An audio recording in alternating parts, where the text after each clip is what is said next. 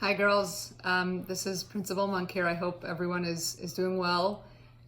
It's pretty hard to believe that it was just a week ago that we were all together at the Chagiga on Purim. It feels like ages ago. It feels like the world has changed so much even since then.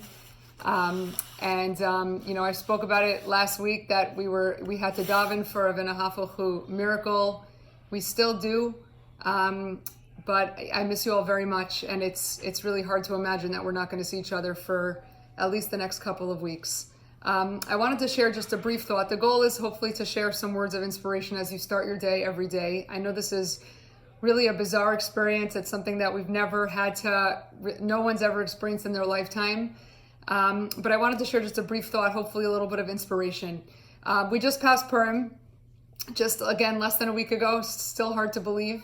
And the Shabbos before Purim, as everybody knows, we have an obligation to hear Parshat Zachor, where we hear about what Amalek did to us as we left Mitzrayim. And the question really is why such a strong mitzvah to remember Amalek in specific, right? There's been so many nations that have tried to destroy us, that have tried to hurt us. Why do we have this? Why does the Torah go out of its way to point out specifically Amalek? And the reason is really in the pasuk, right? And the pasuk tells us, they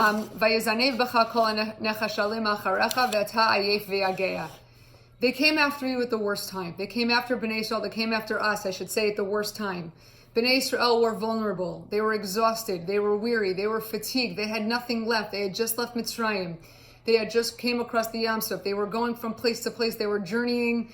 They were still in a slave's mentality. They were at the worst possible moment to be attacked, and Amalek specifically took advantage of them specifically because they were vulnerable. And that's like an extra level of cruelty. It's never nice to attack anybody, but to go after a nation when they're at their lowest point, when they're at their weakest point, that's why we have to remember it. We have to remember that you can never take advantage of people when they're at their most vulnerable state. Amalek in many ways is a good metaphor for what we're dealing with in the world right now, which is, COVID-19, the coronavirus. Most of us, Baruch Hashem, are in the position to just ride out the storm. This is an inconvenience. It's a nuisance. Maybe for some of you it's enjoyable. I guess there will be school. This is just, it's a few weeks at home that could get, boring. You could want to get out of the house. You could want to see your friends, but okay, it's just inconvenient. Again, Baruch Hashem, most of us are in the position, not to have to worry. Even if, God forbid, anyone, was hit with the virus, it'll be a few days, maybe a few weeks, and Bezrat Hashem, everything would be okay. But there's a vulnerable population of people out there that will not be okay. And I'm sure everybody has heard at this point that the reason we're doing this, the reason we're going to such extreme measures is because if the healthcare system gets overloaded to such a degree, there's just not going to be enough beds for everybody. For those that need to be hospitalized, for those that need to be in an ICU, on a ventilator to help them breathe, there's just not going to be enough. I saw today that the governor of New York, Governor Cuomo, said that there's only 600 beds left in the ICU. 600 in the whole New York.